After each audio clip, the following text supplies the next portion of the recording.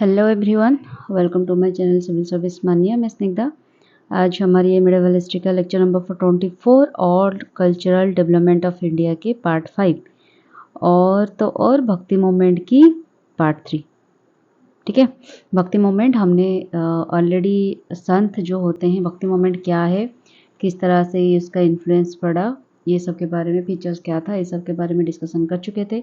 संत क्या क्या कौन कौन से बहुत फेमस संत थे भक्ति मूवमेंट की, उन्होंने स्प्रेड किया था इस मूवमेंट को, उनके बारे में डिस्कशन किया। अब उसका जो और एक ब्रांच है जो है वैष्णवाइट मूवमेंट, जो भक्ति मूवमेंट के अंदर जाता है। और वैष्णवाइट संत कौन कौन थे जो कि ओनली विष्णु जी को पूजा करते थे। भक्ति संत जो महाराष्ट्र में भक्ति मूवमेंट हुआ वो उसका क्या हालचाल है, मतलब किस तरह की महाराष्ट्र में हुई थी और कैसे वो अलग था वैष्णवाइट मूवमेंट से। फिर कर्नाटक में एक तरह की भक्ति मूवमेंट चला जो कि जिसको वीरा शैविज्म और लिंगायतिज्म भी बोलते हैं। फिर नाथपंथी क्या है, सिद्धार्थ क्या है, योगीज क्या है, इसके बारे में देखेंगे। और लास्टली हम ये देखेंगे भक्ति मूवमेंट की कंट्रीब्यूशन क्या है इंडियन कल्चर में। ये लगभग बहुत बार क्वेश्चन आ चुका है मेंस में, ये बहुत ही इंपॉर्टेंट चीज़ है। तो धीरे धीरे करके हम इसको पढ़ेंगे और इसके साथ हमारा भक्ति मूवमेंट कंप्लीट हो जाएगा। फिर हम मुगल एम्पायर की तरफ बढ़ेंगे। तो चलिए शुरू करते हैं, देर नहीं करते। और एक बात, अगर आपको पीडीएफ चाहिए इसका तो मैं डिस्क्रिप्शन बॉक्स में इसका लिंक दे दूँगी मेरे जो टेलीग्राम चैनल की, वहाँ पे जाकर आप सब्सक्राइब कर लीजिए उस चैनल को और वहाँ पे जाकर पीडीएफ डाउनलोड कर लीजिए। तो चलिए शुरू करते हैं। तो वैष्णवाइट मूवमेंट है क्या? क्या हुआ, भक्ति मूवमेंट नॉर्थ इंडिया में डेवलप्ड हुआ around the worship of Ramayana Krishna. North India में पर्टिकुलरली जो भी भक्ति मूवमेंट स्टार्ट हुआ वो Krishna ji, particularly north India में उनका जो महाव्रत हुआ था नॉर्थ इंडिया में ही हुआ था। तो नॉर्थ इंडिया में विष्णु जी का काफ़ी पूजा होती है, तो वहाँ पे भक्ति मूवमेंट नॉर्थ इंडिया में स्टार्ट हो गया। They use to love between Radha Krishna in all allegorical manner to depict the relationship of love. वहाँ पे कृष्ण जी को जो पूजा किया गया था, पर्टिकुलरली राधा कृष्णा को बहुत ही सुंदर तरीके से डिपिक्ट किया गया और पूजा किया गया। ये जो राधा कृष्ण की जो पूजा होती है, उनकी लव की रिलेशनशिप यहाँ पे दिखाती है। उनकी वेरियस एस्पेक्ट, किस तरह की लव कितनी प्योर होनी चाहिए और इटरनल होनी चाहिए, इस तरह की वो सब कुछ वहाँ पे उस चीज़ को लेकर वर्शिप किया जाता है। और एक इंडिविजुअल सोल सुप्रीम सोल के बिटवीन किस तरह की प्रेम हो सकती है, इस चीज़ को एम्फासिस देते हुए कृष्णा जी को, उनके इनकारनेशन को, विष्णु जी के जो इनकारनेशन है कृष्णा जी, उनको पूजा किया जाता है। चैतन्य महाप्रभु जो थे, उन्होंने कीर्तन के माध्यम से म्यूजिकल गैदरिंग किया और पॉपुलराइज किया राधा कृष्णा के लव स्टोरी को। और special form of mystic experience in which the outside world disappear by dwelling on God's name. तो वो कीर्तन के माध्यम से ये एक्सप्रेस करने की कोशिश कर रहे थे कि अगर आप भगवान के नेम को चैंटिंग कर रहे हो, भगवान के नेम को प्रेम से भक्ति, श्रद्धा और बहुत ही प्रेम दे रहे हो, तो आउटसाइड वर्ल्ड कहीं ना कहीं आपसे डिसअपियर होने लगेगी, आपको बहुत ज़्यादा फर्क नहीं पड़ डालेगी। तो चैतन्य के हिसाब से worship consisted of love and devotion and song and dance, which produced a state of ecstasy in which the presence of God, whom we called Hari, could be realized. Such a worship could be carried out by all irrespective of caste and creed. उनके हिसाब से क्या कह रहे थे वो चैतन्य महाप्रभु, अगर आप भगवान जिनको वो मानते थे हरि हरि, विष्णु जी को वो हरि, कृष्णा, हर एक नाम पे आपको तो पता है कृष्ण जी को बहुत सारे लाखों हज़ार नाम है। तो वो जो भगवान को प्रेयर करते थे उनके हिसाब से कि आप अगर प्यार से, प्रेम से, डिवोशन से, भक्ति से और गाकर गीत गाकर, डांस करके, माने मनोमुग्ध होकर अगर आप भगवान को उतना प्रेम से भजोगे, भक्ति करोगे, चैंटिंग करोगे भगवान के नाम इसी तरह से, तो क्या होगा, धीरे धीरे आप भगवान के अस्तित्व को फील करने लगोगे। और क्या होगा, आप ये जो भगवान को श्रद्धा करोगे, भक्ति करोगे, ये out of caste, out of creed होना चाहिए। मतलब आप कोई भी कास्ट हो, कोई भी क्रीड से, कोई भी सेक्स से बिलोंग करते हो, कोई फ़र्क नहीं पड़ता, आप एक ह्यूमन हो अल्टीमेटली, एंड आप भगवान के साथ डायरेक्ट कनेक्शन कर सकते हो थ्रू डिवोशन। ठीक है, ये उनका कहना था।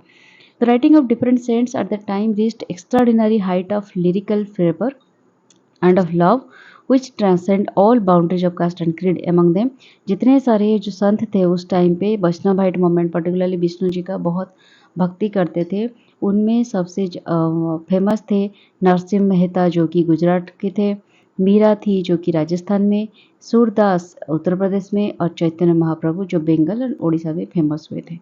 ठीक है, अब हम पढ़ेंगे वैष्णवाइट मूवमेंट की सबसे फेमस संत जो है चैतन्य महाप्रभु। 1486 से लेकर 1534 तक उन्होंने वो जो उनका जो जन्म टाइम था और उसके दौरान क्या किए उन्होंने, उसके बारे में हम देखेंगे। उन्होंने एक बॉर्न किया और स्कूल किया नडिया में, जो कि एक वेदांत रेशनलिज्म के सेंटर माना जाता है नडिया को। उन्होंने गया विजिट किया at the age of 22 and वहाँ पे उन्होंने कृष्णा कॉल्ड की इनिशिएट किया बाय रिक्लाज। तो उसके बाद क्या हुआ, he became an ardent devotee who incessantly utter the name of Krishna. वो हर एक वक्त खाने पीना सोना घूमना हर एक वक्त वो कृष्णा नाम की चैंटिंग कर रहे थे। तो एक आर्डेंट लवर बन गए, आर्डेंट डिवोटी बन गए कृष्णा जी का। He travelled all over India including Vrindavan. Vrindavan भी उन्होंने वो इंडिया के हर एक प्लेस वो ट्रैवल कर चुके थे और वृंदावन भी वहाँ पे where he revive the Krishna cult in the 16th century. 16th century में कृष्णा कल्ड को, जो कृष्णा पर्टिकुलरली हम वृंदावन में ब्रज में कृष्णा जी की, राधा कृष्णा की बहुत पूजा करते हैं, वहाँ पे चैतन्य महाप्रभु ही इंट्रोड्यूस किए थे उस सभी चीज़ों को। Most of this time he was spend at Gaya. Gaya में मैक्सिमम टाइम उन्होंने स्पेंड किया। He attracted wide following including some Muslim and people from low caste. वो तो कास्ट क्रीड ये सबको नहीं मानते थे, इसी वजह से डिफरेंट कास्ट के लोग और मुस्लिम कैटेगरी के कुछ लोग भी, रिलीजियस के लोग भी इसमें अट्रैक्टेड हुए थे।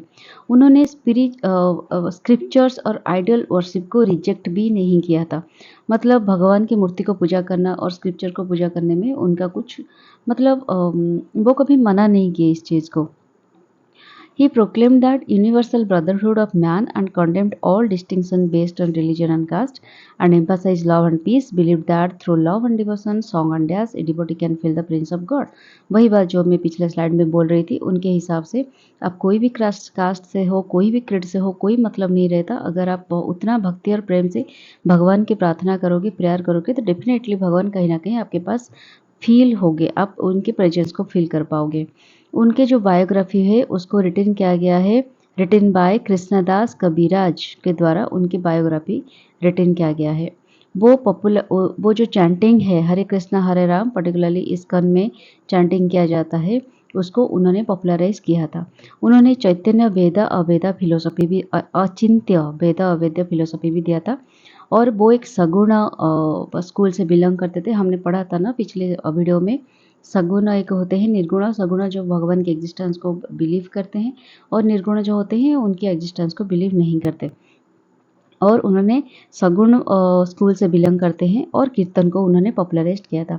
उनकी इस इंस्पिरेशन में हमारे वर्ल्ड रिनाउंड इस्कॉन टेम्पल जो है, international society for Krishna consciousness, आपको पता होगा इस्कॉन के बारे में, और वही 20th सेंचुरी में फाउंड किया गया।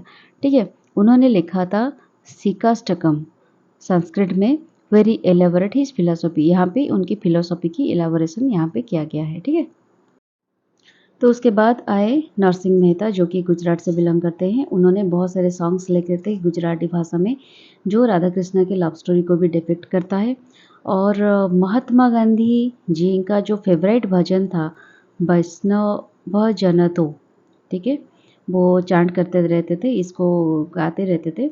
वो पर्टिकुलरली इस नरसिंह मेहता की राइटिंग है। ठीक है, फिर आए संत त्यागराज। ये जो त्यागराज थे वो greatest composer of Carnatic music. उन्होंने 1000 ऑफ डिवोशनल कंपोजिशन दिया है और वो तेलुगु भाषा में काफ़ी दिया था। और उन्होंने लॉर्ड रामो को फ्रेज करते हुए राम जी की पूजा बहुत करते थे, भक्ति करते थे। राम जी के फ्रेजेस में बहुत सारे कार्नाटिक म्यूजिक लिखे थे। जो फेमस पंचरत्न कीर्तिस जिसका नाम है 5 जेम्स, वो उन्होंने कंपोज किया था। ठीक है, उसके बाद आए जानाबी। उन्होंने महाराष्ट्र में बर्न किया था 13th सेंचुरी में। और ये एक लेडी थी, उन्होंने जो भक्ति संत जो थे मोस्ट फेमस नामदेव, उनके घर में हाउस होल्ड में काम करते थे। और वो इतना ग्रेजुएट नहीं थे, इतने पढ़े लिखे नहीं थे, फिर भी उन्होंने लगभग 300 पोएम्स उन्होंने लिख लिया था on domestic course and about the restriction she faced as a low caste women. एक लो कास्ट वुमेन होने के नाते जो भी रेस्ट्रिक्शन उन्होंने फेस किया और जो भी डोमेस्टिक कोर्स है वो सब कुछ उन्होंने वहाँ पे पोएम के तौर पे मेंशन किया था। ठीक है, फिर आए मीराबाई जो कि सबसे ग्रेटेस्ट लेडीज़ के वोमेन जो इतने सारे भक्ति कल्ट थे वोमेन वो जो थे उनके बीच में मीराबाई सबसे फेमस थी, क्योंकि मीराबाई का नाम हर कोई जानता है। वो एक हायर क्लास राजपूत फैमिली से बिलोंग करती थी। उन्होंने मीराबाई's poetry speaks of her version of lord Krishna when she was a child. वो चाइल्डहुड से ही कृष्णा के लिए बहुत ही भक्त, एक बहुत बड़ी भक्त थी, बहुत ही प्रेम करती थी वो कृष्णा को, और वो अपने कृष्णा जी को अपने हस्बैंड के हिसाब से के हस्बैंड मान लिया था वो। ठीक है, तो इसी हिसाब से वो भक्ति कर रही थी। From that point onwards Meera board that she would forever be his bride. तो इसी हिसाब से वो खुद को कृष्णा की ब्राइड के हिसाब से मान रही थी। हाइवर उसके इच्छा के विरुद्ध उनके घर वालों ने उनको विवाह कर दिया। राणा सांगा जो मेवाड़ के राजा थे उनके साथ, उनके जो बेटे थे उनके साथ मैरिज कर लिया बहुत ही कम एज में। लेकिन धीरे धीरे उनका लाइफ स्टोरी बहुत ही लेंदी है और हर एक स्टेज पे उनको फील हुआ कि और भगवान कृष्ण जी ने उनका साथ दिया और उनको हमेशा मुसीबत से बचाया। तो आके हस्बैंड की तरह भी कृष्ण जी जैसे राधा हमेशा फील करती थी कृष्ण जी को अपने पास, उस तरह से मीरा जी भी फील करती थी, क्योंकि जो भगवान होते ना वो हमेशा प्रेम से बंधे होते हैं, वो किसी एक के नहीं हो सकते।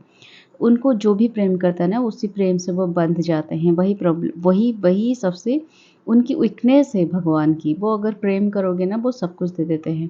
Central to those accounts are Mirabai's struggle within the family. She had been married into including unsuccessful attempts made by her jealous husband to kill her. तो ऐसे हालत भी पहुंच गए थे कि उनके जो हस्बैंड थे वो जिलस होके उनको मारने की भी कोशिश की थी बार बार। लेकिन और उनकी जो सिस्टर इन लॉ थी, ननंद थी, वो भी बहुत सारे एफर्ट्स डाले थे उनको मीराबाई को ऑब्स्ट्रक्ट करने के लिए, और लेकिन कहीं न कहीं वो इससे सक्सेस नहीं हो पाई।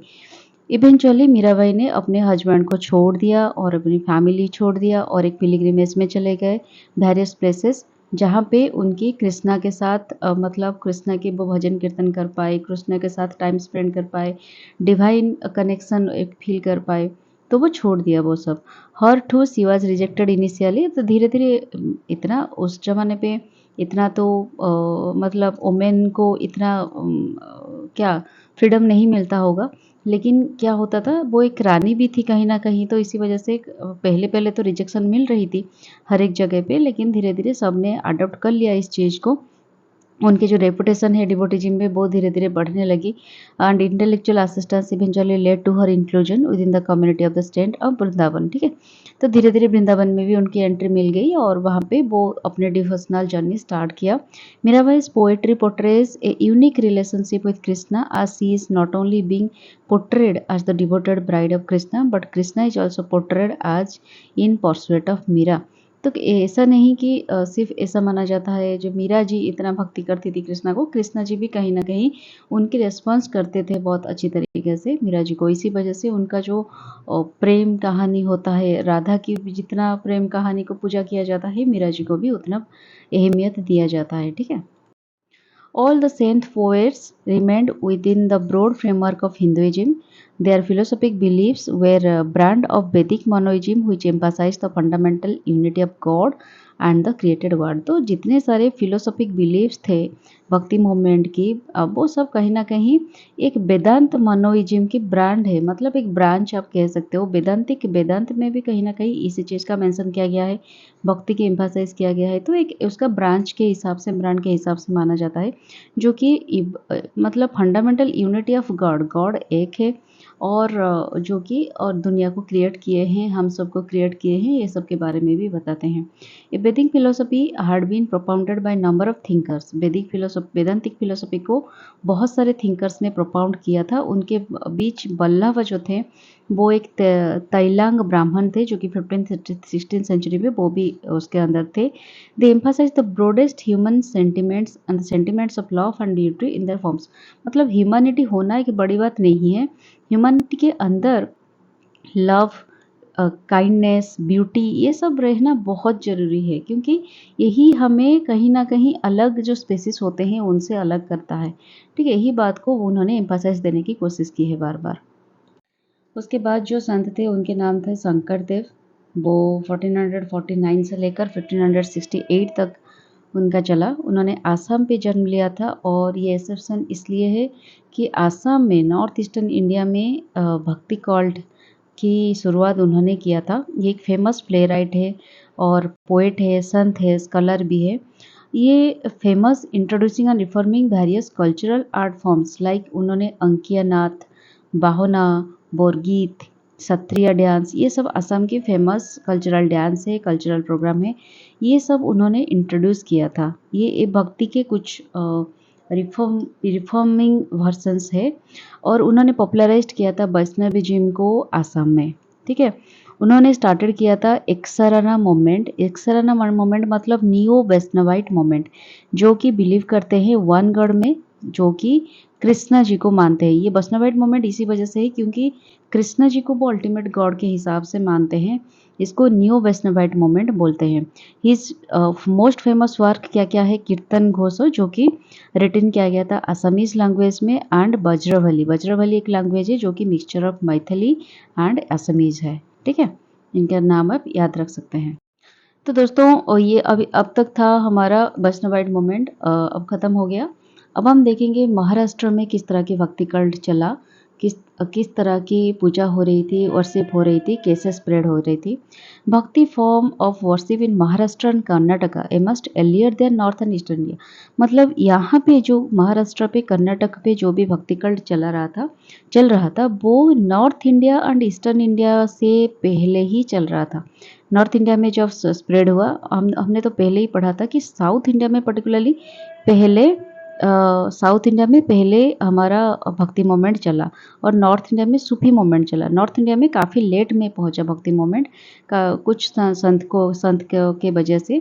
तो उससे पहले नॉर्थ इंडिया और ईस्टर्न इंडिया में पहुंचने से पहले ही यहाँ पे महाराष्ट्र कर्नाटक में शुरू हो गया था। वो हिंदू के जितने सारे रिचुअलिस्टिक प्रैक्टिस हो रहे थे वो सभी चीज़ों को क्रिटिसाइज कर रहे थे। ये महाराष्ट्र कर्नाटक में जो भक्ति संत थे उनको भरकारिस कहा जाता था। भरकारिस मतलब क्या? उन्होंने लॉर्ड विट्ठल, मैं अभी महाराष्ट्र के बारे में बात कर रही हूँ। तो भरकारिस मतलब उन्होंने जो भगवान कृष्णा जी का एक इनकारनेशन होता है, लॉर्ड विट्ठल उनको बोला जाता है। अब पंधारपुर, ठीक है, महाराष्ट्र में एक पंधारपुर जगह है, वहाँ पे लॉर्ड विट्ठल को पूजा किया जाता है। उनको वो भगवान विष्णु की एक अवतार माना जाता है, एक फॉर्म होते हैं वो लॉर्ड विट्ठल, बहुत सुना होगा आपने उनको। जो पूजा करते हैं इसी वजह से उनको भरकारिस बोलते हैं। फेमस भरकरी संत जो थे वो थे ज्ञानेश्वर, नामदेव, तुकाराम एंड एकनाथ। ठीक है, उन्होंने बहुत सारे अभंग को कंपोज किया है in the phrase of Lord Vitthal. तो पहले हम पढ़ेंगे ज्ञानेश्वर के बारे में। उन्होंने महाराष्ट्र में जन्म लिया था 13th सेंचुरी में और वो नामदेव की कंटेम्प्ररी थे। His contemporary on Bhagavad Gita is known as Dnyaneshwari, commentary. जो भगवत गीता के ऊपर उन्होंने जो कमेंट दिया है, जो कमेंटरी के हिसाब से वो राइटिंग्स किया है, उनको कंपोस्ट किया है, उनको ज्ञानेश्वरी के नाम पे जाना जाता है। It was served as the foundation of bhakti ideology in Maharashtra. Maharashtra में इसी को लेकर भक्ति आइडियोलॉजी फाउंडेशन हुआ था ज्ञानेश्वर के बाद। ठीक है, उनकी बिलीफ था the only way to attain God was through bhakti. Bhakti के माध्यम, भक्ति एकमात्र माध्यम है जिसके माध्यम में आप गॉड को अटेन कर सकते हो, गॉड को पा सकते हो। ठीक है, उनकी जो अदर वर्क है वो था Amritanubhava on yoga and philosophy. Yoga के ऊपर भी उन्होंने कुछ फिलोसफी दिया था जिसका नाम है अमृत नुभावा। और वो विठोबा के वर्शिपर थे जो कि विष्णु जी का मैनिफेस्टेशन है। उन्होंने न्याथो योगी ट्रेडिशन को फॉलो किया था, मतलब योगी ट्रेडिशन को उन्होंने पर्टिकुलरली नाथ योगी को फॉलो कर रहे थे। और सेकंड हम पढ़ेंगे नामदेव के बारे में। नामदेव भी महाराष्ट्र से बिलोंग करते हैं। ये भी 14th सेंचुरी के एक संत है। वो भरकराई सेक्ट से भी बिलोंग करते हैं, भरकराई, क्योंकि वो विठल को पूजा कर रहे थे। भजन सिंगिंग सेक्शन में he attracted individuals from diverse classes and caste. उनके जो भजन क्लासेस होते हैं, भजन समारोह होते हैं, वहाँ पे डिफरेंट क्लासेस, डिफरेंट कास्ट के लोग भी अट्रैक्ट होकर आते थे, ज्वाइन करते थे।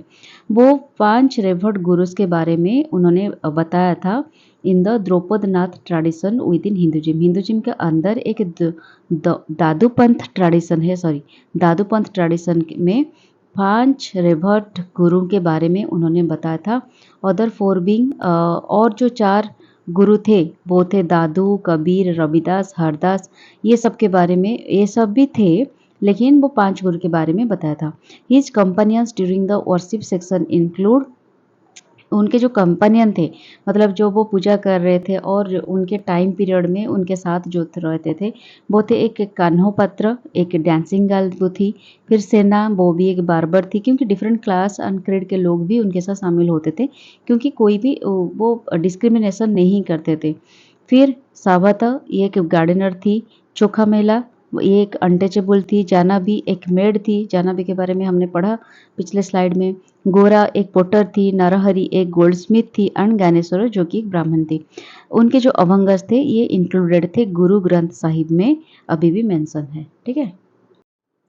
नामदेव के बाद हम पढ़ेंगे एकनाथ के बारे में। एकनाथ ये भी एक मराठी संत थे, एक स्कॉलर थे, रिलीजियस पोएट थे, जो कि भरकरारी संप्रदाय से बिलोंग करते थे और 16th सेंचुरी में थे। कंसिडर्ड आज ये एक ब्रिज के हिसाब से माना जाता है बिटवीन ध्यानेश्वर, ये ध्यानेश्वर नहीं, ये ज्ञानेश्वर है, जो हम पढ़े थे पहली बार, जो महाराष्ट्र में भक्ति कल्ट की शुरुआत की थी, और नामदेव के बीच में। एंड लैटर तुकाराम रामदास, ये जो थे, इन चारों के बीच वो एक कनेक्टिंग लिंक के हिसाब से, ब्रिज के हिसाब से माना जाता है। उन्होंने एक new form of Marathi religions को स्टार्ट किया था, इंट्रोड्यूस किया था, जिसको भारूद बोला जाता है। ये एक फैमिली मैन थे और ये बोल रहे थे उनके हिसाब से दैट स्टे इन मोनास्ट्रीज और resignations from the world are not necessary for leading a religious life. उनके हिसाब से रिलीजियस लाइफ को मेंटेन करने के लिए, स्पिरिचुअलिटी में आगे बढ़ने के लिए आपको फैमिली छोड़ने की ज़रूरत नहीं है, या फिर डिफरेंट रेस्ट्रिक्शन, मतलब वर्ल्डली दुनिया से कट करने की ज़रूरत नहीं है, रेजिग्नेशन लेना जरूरी नहीं है। आप वर्ल्ड के अंदर रहते हुए भी, फैमिली के अंदर रहते हुए भी स्पिरिचुअल लाइफ को में डेवलप कर सकते हो। उन्होंने सूफी मिस्टिज्म के द्वारा भी इन्फ्लुएंस्ड हुआ था कहीं ना कहीं, और वेदांत फिलोसफी के द्वारा भी इन्फ्लुएंस्ड हुआ था। उनके जो वर्क है एकनाथ भागवत, ये एक भागवत पुराण की कमेंट्री है। ठीक है। और वो सगुण फॉर्म ऑफ वर्शिप में बिलीव रखते थे। ठीक है। फिर लास्टली 4 जो हुआ, उनका नाम था तुकाराम। तुकाराम 17th सेंचुरी का संत थे महाराष्ट्र के। वो एक इगलिटेरियन भरकरारी डिवोशनलिज्म थे, एंड ए शूद्र थे, बार्थ से शूद्र थे, और उनको नोन फॉर इज अभंगस दोहस, और इसका भी उन्होंने राइटिंग किया था, बहुत अभंग फिलोसफी उन्होंने दिया था। कंस्टिट्यूट द गथा डिवोशनल पोएट्री एंड कीर्तन, ये सारी चीज़ें भी वो गथा डिवोशनल पोएट्री को भी वो कंपोज किए थे, और कीर्तन वगैरह भी वो करते थे। His poetry was devoted to Vitthal, ये भी विठल को पूजा करते थे। ये भरकरारी थे। ठीक है, क्योंकि हम जो पढ़ रहे हैं अभी भरकरारी पढ़ लें, तो वो विठल को पर्टिकुलरली पूजा करते हैं। और कंटेम्प्रेरी थे शिवाजी के, responsible for creating a background for Maratha nationalism, परमार्थ परमारथ परमारथ, यही है ना प्रोनाउंस, परमारथ। ठीक है। ये इसका जो मराठा नेशनलिज्म का जो बैकग्राउंड है परमारथ, इसका वो क्रिएटर है तुकाराम। फिर हम लास्टली पढ़ेंगे रामदास, जो कि वो भी महाराष्ट्र से बिलोंग करते हैं। ये हनुमान के पूजागत है रामदास। आपको पता होगा, हम जो तुलसीदास उनसे इन्फ्लुएंस हुए थे कहीं ना कहीं, और हनुमान चालीसा भी उनका नाम भी मेंशन है। तो रामा एस्टेब्लिश्ड बहुत सारे हनुमान टेम्पल्स अक्रॉस इंडिया उन्होंने एस्टेब्लिश किया था। वो 10 बौद्ध के नाम पे कुछ लिखा था, अद्वैता वेदांता के बारे में। इस फिलोसफी को वो आइडियोलॉजी को बिलीव करते थे। छत्रपति शिवाजी जो थे वो ग्रेट रिस्पेक्ट करते थे रामदास जी को। वो उन्होंने बहुत सारे आरती का कंपोस्ट किया है। आरती मतलब डिवोशनल सॉन्ग। अच्छा, वो फाउंडर है, समर्थ सेक्ट की फाउंडर है। बाल गंगाधर तिलक भी कहीं ना कहीं रामदास की वाक से इंस्पायर हुए थे। ठीक है, तो अब हम महाराष्ट्र के बाद देखेंगे कर्नाटका। कर्नाटक की सिचुएशन क्या थी। कर्नाटक में बीरा शैविज्म एंड लिंगायतिज्म, बीरा शैविज्म एंड लिंगायतिज्म ये लगभग सेम मीनिंग है। मतलब बीरा शैविज्म पहले था, उसके बाद उसको लिंगायतिज्म बोला गया, उसका एक ब्रांच है, लेकिन सेम ही है क्योंकि दोनों शैविज्म पे बिलीव रखते हैं, वर्शिप करते हैं, भगवान शिव जी को वर्शिप करते हैं। It emerged in response to the Tamil bhakti movement. यहाँ पे पर्टिकुलरली तमिल भक्ति मूवमेंट की रेस्पॉन्स से ये थोड़ा इंट्रोड्यूस हुआ, मतलब ये थोड़ा स्प्रेड हुआ। इसका एम यही था कि improve Hindu society by addressing issue like mistreatment of women and exploitation of lower caste by higher caste. इसका एम यही था कि हिंदू सोसाइटी में जो हमारे पर्टिकुलरली ब्राह्मण कैटेगरी के लोग सोसाइटी को इस तरह की बना दिए थे कि वो डिफरेंट कास्ट को बहुत अहमियत दे रहे थे। लोअर जो कास्ट है लोगों को, वो लोअर कास्ट लोगों को आगे बढ़ने नहीं देते थे। पूजा, भक्ति, डिवोशन ये सब से वंचित करके रखे हुए थे। उनको ख़त्म करना और वोमेन की जो सिचुएशन है, वोमेन जो मिसट्रीटेड हो रहे थे सोसाइटी में, उसको कहीं ना कहीं डेवलप करना उनका एम था। तो बीरा शैविज्म जो है ये एक शैविज्म के ब्रांच है that focus on worshipping lord Shiva. Shiva ji को वर्शिप जो करते हैं उनको बीरा शैविज्म बोलते हैं। ये gaining attention around the 12th century C में उनका अटेंशन गेन शुरू हुआ with the arrival of Basavanna. ठीक है, बासाभाना आने के बाद ये जो सेक्ट है, ये जो कल्ट है, धीरे धीरे आगे बढ़ा। लिंगायतिज्म कैसे ओरिजिन हुआ। बासाभाना जो थे उन्होंने इंट्रोड्यूस किया the teaching of Veerashaivism, a distinct belief system separate from Shaivism and other religion. Shaivism का जो पर्टिकुलरली जो जितने सारे बिलीव्स होते हैं, आइडियोलॉजी होते हैं, ये थोड़ा डिफरेंट है वीराशैविज्म जो है। तो उनके उनके इरा के बाद वीराशैविज्म बिकेम नोन एज, उन धीरे धीरे उनके बाद ये वीराशैविज्म जो होते हैं उनको लिंगायतिज्म बोलते हैं। क्यों?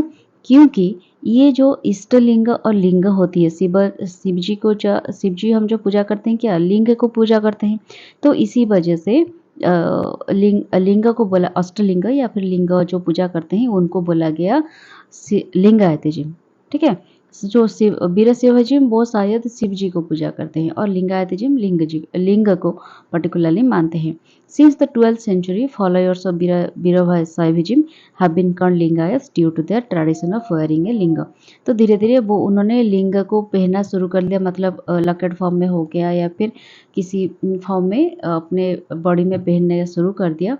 तो जिसके वजह से वो वीरशैविज्म जो भी थे उनको धीरे धीरे लिंगायतिज्म बोलना शुरू किया सबने। ठीक है, लिंगायतिज्म की फीचर्स क्या थी। फीचर्स यही थी, it envisioned a society where everyone was seen as equal. पहले तो ये हर एक लोगों को इक्वल के हिसाब से ट्रीट कर रहे थे। ये एक एंटी पोल्यूशन बिलीव को प्रमोट कर रहे थे। मतलब एंटी पोल्यूशन बिलीव मतलब जहाँ पे क्या कैसे बोल सकते हैं, मतलब अब समझो, एक डीप फीलिंग्स को समझो, जैसे कि वोमेन को एक अच्छे से ट्रीट किया जाए, कास्ट में डिफरेंस ना हो, हर एक लोगों को एक ही हिसाब से ट्रीट किया जाए, तो करप्शन ज़्यादा ना हो। इसी तरह की जो सोसाइटी है इसको एंटी पोल्यूशन सोसाइटी कहते हैं। उन्होंने worship of many gods and goddess को रिजेक्ट किया था। It advocates against ritualistic practices. Ritualistic practices जो ब्राह्मण सोसाइटी मेनली फॉलो करते हैं उसको भी उन्होंने कहीं ना कहीं उसको रिजेक्ट कर रहे थे।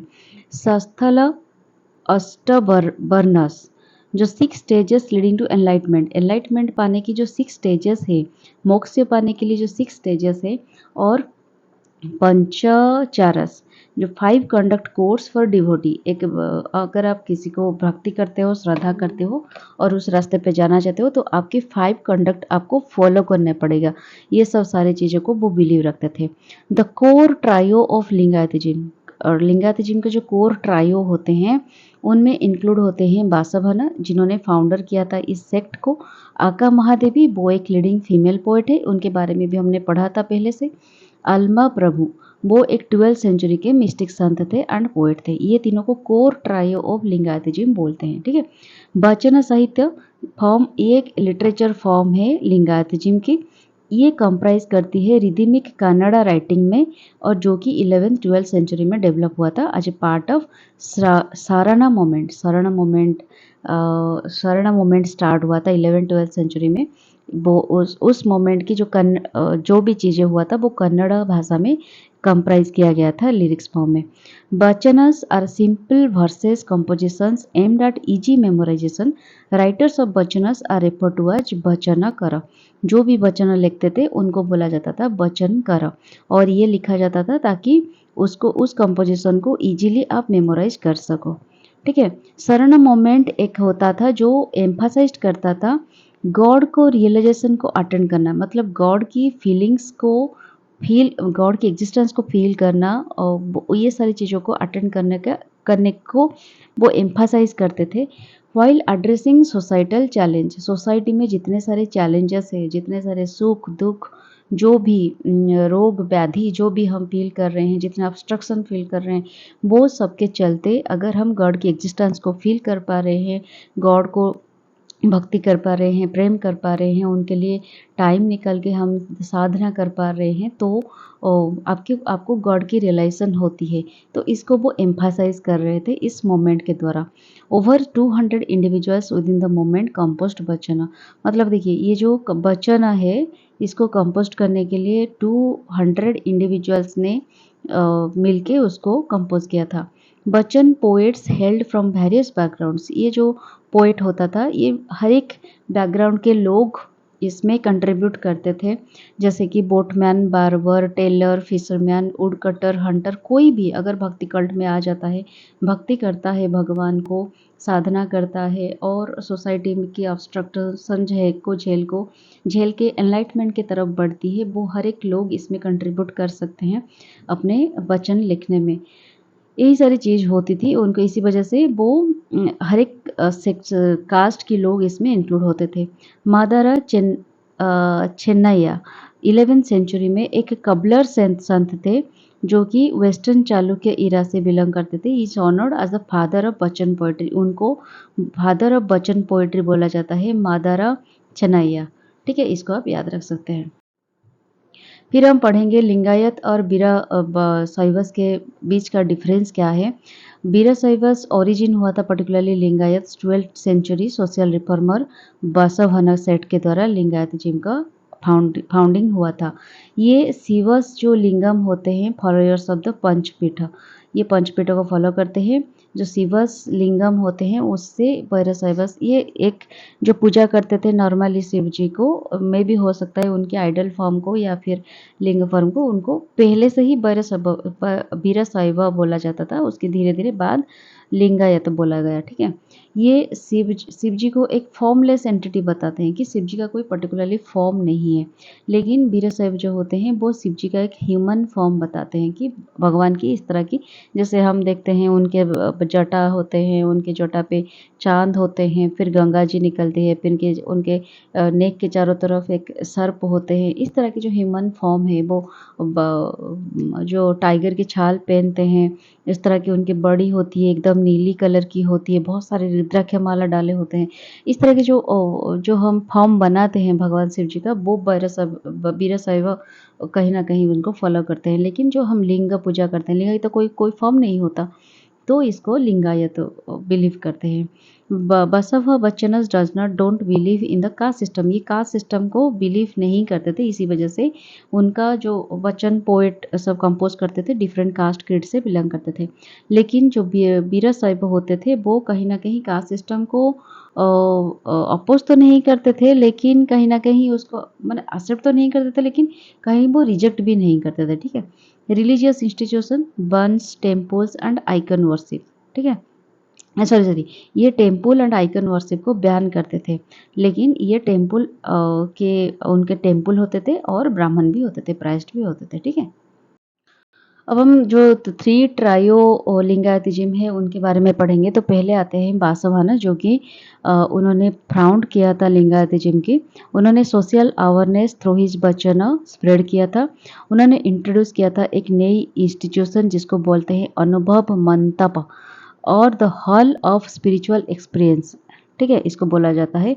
इसको उन्होंने इंट्रोड्यूस किया था, जहाँ पे individual from all walks of life could openly discuss both worldly and spiritual matter.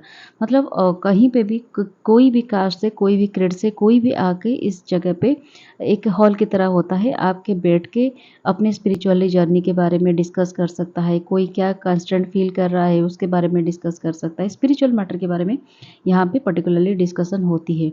Basavana delivered speeches condemning various societal customs like caste, distinction, astrology, temple construction, occult practices, ये सब के बारे में वहाँ पे डिस्कशन होती थी। ठीक है, ये डिस्कशन करते थे वो एस्ट्रोलॉजी के बारे में, टेम्पल कंस्ट्रक्शन कैसी होगी, कैसे कोई कौन सी प्रैक्टिस होगी, कास्ट डिस्टिंक्शंस कैसे नहीं होगी, सोशल में ये सब चीज़ें क्या होती है, इसके बारे में वो बात करते रहते थे। फिर जो सेकेंड आए वो है आलमा प्रभु। उन्होंने 12th सेंचुरी में एक मिस्टिक संत थे और बच्चन propagated the unitary consciousness of self and Shiva. Shiva और खुद अपने आत्मा और शिव जी के इतर जो यूनिटरी कॉन्शियसनेस है, कनेक्शन है, उसके बारे में वो वचन में प्रोपागेट किए थे। फिर आका महादेवी, ये तो एक फीमेल, बहुत ही फीमेल संत थे। उन्होंने was presented by other Lingayat saints indicating her significant role in the spiritual discussion of Anubhava Mantapa में ये भी कंट्रीब्यूट करते थे, ये भी जाकर डिस्कशन करते थे। उन्होंने 430 वचन पोएम्स लिखे थे और 2 कंसाइज वर्क्स मंत्र गोप्य भी उन्होंने कंपोज किया था।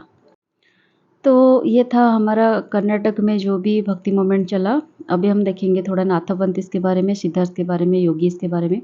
नाथापंथी, Siddhas and yogis are part of religious movement that arose in the medieval period, ठीक है। They used clear logical reasoning to criticise the rituals, traditions and societal structure of traditional religion. हमारे जो ट्रेडिशनल रिलीजन थे, जो brahmanical society में rituals particular चल रहे थे, ट्रेडिशन थे, सोशल स्ट्रक्चर थे, वो उसको कहीं ना कहीं क्रिटिसाइज कर रहे थे। उन्होंने रिचुअल को क्रिटिसाइज किया। कन्वेंशनल रिलीजन और सोशल ऑर्डर, जो भी हमारे कास्ट सोशल ऑर्डर में 4 टाइप के कास्ट होते हैं और जो भी बर्नर सिस्टम होते हैं, वो सभी चीज़ों को, और जो भी हमारे सोशल स्ट्रक्चर होते हैं, जैसे कि लेडीज़ को पर्टिकुलर जो वुमेन होते हैं उनको मिस ट्रीटमेंट किया जाता है, उनको बाहर नहीं जाने देते, पढ़ाई नहीं करने देते, डिफरेंट रिचुअलिस्टिक प्रैक्टिस में उनको इन्वॉल्व नहीं किया जाता, बड़े बड़े रिचुअलिस्टिक प्रैक्टिस में। तो इस तरह की जो चीज़ें होते हैं उनमें वो कहीं ना कहीं क्रिटिसाइज़ कर रहे थे। उन्होंने रेनुन्सिएशन ऑफ द वर्ल्ड को प्रमोट किया था। रेनुन्सिएशन मतलब जो वर्ल्ड की एग्जिस्टेंस, वर्ल्ड जो मोनोथेजिम जो फिलोसफी थी, 1 minute, just a minute. World की जो एग्जिस्टेंस होती थी, वर्ल्ड में जो वर्ल्डली प्लेजर होती थी, ये सब चीज़ों को वो कहीं ना कहीं उसको रिजेक्ट करने का चीज़ होता है रेनुन्सिएशन। तो उसको वो प्रमोट करते थे। वो सोचते थे कि अरे ये कहाँ गया यार, हाँ, ये सोचते थे कि वर्ल्डली प्लेजर नहीं होना चाहिए, मतलब वर्ल्ड की एग्जिस्टेंस नहीं है, जो भी एग्जिस्टेंस है भगवान की और सोल की। This groups became popular especially among low caste के जो लोग होते थे, उस कास्ट के लोगों में ये जो ग्रुप होते थे, ये नाथपंथीज, सिद्धार्थ योगीज, वो पॉपुलर होते थे। नाथपंथीज पर्टिकुलरली उनके बारे में डिटेल्स देखेंगे। It is a special group of Hinduism found in India and Nepal में ये बहुत ही फ्लोरिश कर रहा था। उनका जो आइडियाज़ थी वो कंबाइंड थी शैविज्म, बुद्धिज्म एंड योगा, ये सबको मिलाकर वो एक उनका अलग सा ग्रुप बनाया हुआ था, जिनको बोला जाता था नाथपंथीज। द फॉलोअर्स ऑफ नाथा आर कॉल्ड नाथस। जो इस नाथपंथी को फॉलो करते थे उनको नाथस बोला जाता था। The Naths are devotee who see Shiva as their main lord. वो शिव जी को बोलते हैं ना भोलेनाथ, तो इसी वजह से उनको नाथ बोलते हैं, ठीक है। और हैव स्पिरिचुअल लीडर्स टू, वो खुद शिव जी को उनका स्पिरिचुअल लीडर मानते थे। मत्स्येंद्रनाथ जो कि एक संत थे और योगी भी थे 10th सेंचुरी के, उन्होंने नाथ ट्रेडिशन का स्टार्ट किया था। और उनके जो एक स्टूडेंट थे जिनका नाम था गोरखनाथ, उन्होंने कंटिन्यू किया और नाथ ट्रेडिशन को कहीं ना कहीं डेवलप करने में कंट्रीब्यूशन दिया। Nath tradition also had an impact in Bengal और असम में भी इसका कुछ इम्पैक्ट देखने को मिलता है।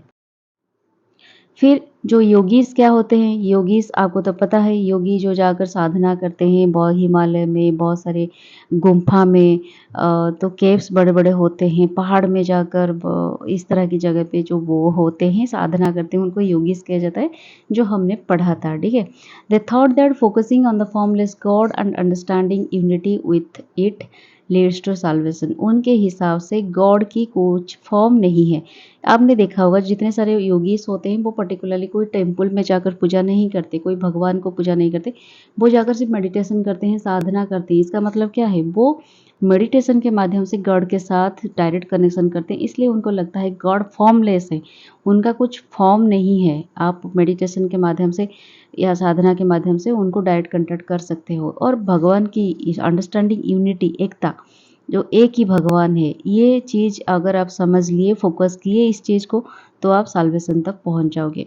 योग सूत्र जब पतंजलि एक होते हैं, पतंजलि के बारे में आपने पढ़ा होगा, जो बाबा रामदेव ने बहुत फेमस कर दिया इस पतंजलि को। ये consider to be put together around the 5th century. 5th century से में जितने सारे इस वेदांत वेद से इसको निकाल के पतंजलि ने ये योग सूत्र बना लिया था। However, yogas are a meditative practice has been done since ancient Vedic times. ये एक अलग उसको अलग ब्रांच बना दिया, अलग एक सेक्ट बना दिया, लेकिन ये सारी चीज़ें ना हमारे वेदांत फिलोसॉफी में मेंशन किया गया है। ठीक है, लोग पहले से भी मेडिटेटिव प्रोसेस मतलब फॉलो कर रहे थे, योगा को फॉलो कर रहे थे, लेकिन जब ये पतंजलि इसको अकुमुलेट करके एक जगह पे डाल दिया और इसको एक स्प्रेड करने लगे, तो धीरे धीरे लोगों में अवेयरनेस बढ़ी। Yogis encouraged activities like different yogasanas होते हैं, प्राणायाम होते हैं, जो कि हमारे मेंटल और फिजिकल बीइंग को मतलब ट्रेन करता है। मेडिटेशन, डिफरेंट मेडिटेशन प्रैक्टिसेस में मदद करता है। ब्रीदिंग एक्सरसाइज करके हम किस तरह से इस चीज़ को ठीक कर सकते हैं, एक अलाइनमेंट में ला सकते हैं, बहुत सारी चीज़ ये बताते हैं। फिर सिद्धरस, सिद्धरस मीन्स अकम्प्लिशमेंट। इसका मतलब क्या होता है, ये जो चीज़ होते हैं, सिद्धर्स होते हैं, चीज़ नहीं सॉरी, ये जो कैटेगरी के लोग होते हैं, सिद्धा मीन्स अकम्प्लिशमेंट, मतलब आपने अचीव कर लिया, कुछ सक्सेस हो गए। ठीक है, तो ये कौन सी चीज़ में सक्सेस होते हैं, ये मेडिसिन में पर्टिकुलरली सक्सेस है। मेडिसिन मतलब आप किसी को चिकित्सा कर रहे हो, हील कर रहे हो, इस तरह की जो नॉलेज होती है आपके पास, तो इसी माध्यम से आप डिफरेंट लोगों को फिजिकली, मेंटली, इमोशनली हील कर रहे हो, तो ये इसमें सिद्ध होते हैं। 18 Siddhars played a role in advancing Siddha medical system. 18 Siddhars होते हैं, 18 जो संत तो नहीं बोल सकते, सिद्ध लोग होते हैं, 18 नंबर की, मतलब 18 डिफरेंट डिफरेंट सिद्ध लोग होते हैं जिन्होंने एक रोल निभाया सिद्ध मेडिकल सिस्टम को आगे बढ़ाने के लिए। ठीक है, इस विजडम को transmitted through teacher student bond, तो इसको एक टीचर स्टूडेंट के बॉन्ड के माध्यम से इसको उन्होंने ट्रांसमिट किया।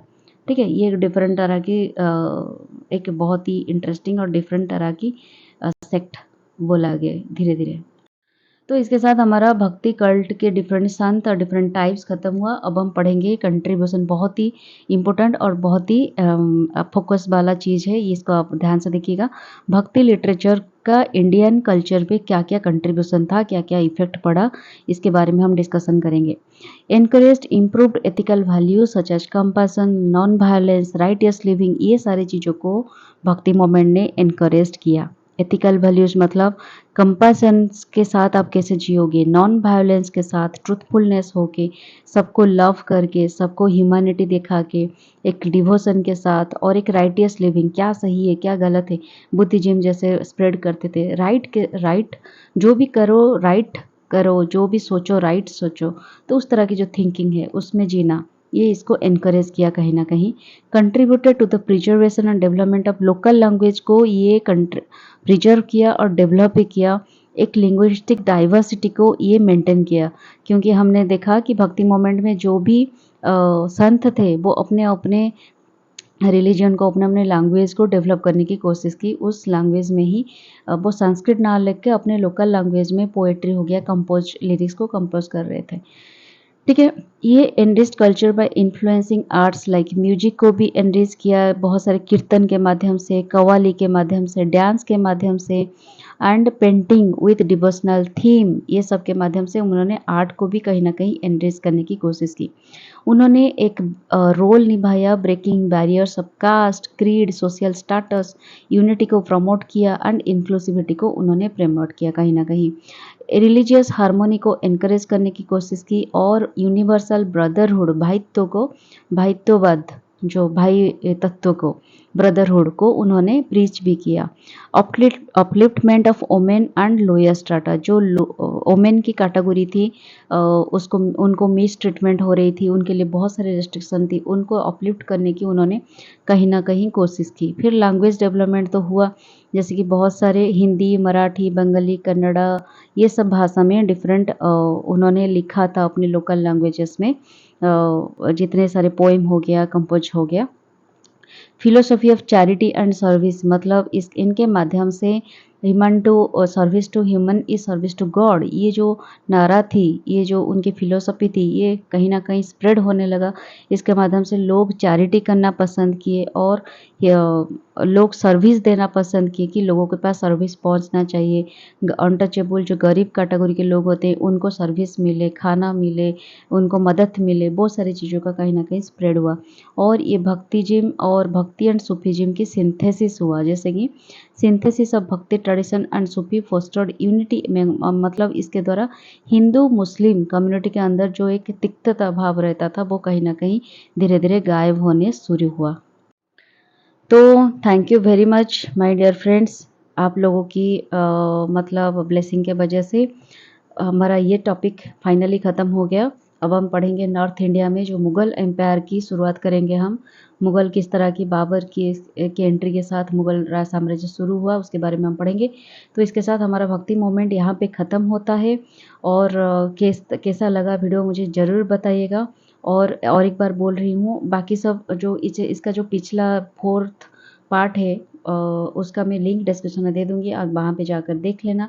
अगर वो भी प्रॉब्लम हो रहा है आप जाकर मेरे चैनल में जो प्लेलिस्ट है मिडिवल हिस्ट्री, वहाँ पे लेक्चर ढूंढ के सर्च करके आप पा सकते हो। और सेकेंड बात, आपको अगर इसका वीडियो चाहिए तो मैं मेरे जो डिस्क्रिप्शन में जाइए, वहाँ पे मेरे टेलीग्राम चैनल की लिंक दिया हुआ है, वहाँ पे आप क्लिक करके आप उस चैनल को सब्सक्राइब करके वहाँ पे PDF ले सकते हो। तो कैसा लगा ज़रूर बताइएगा। आज के लिए इतना ही। Tata bye bye and take care.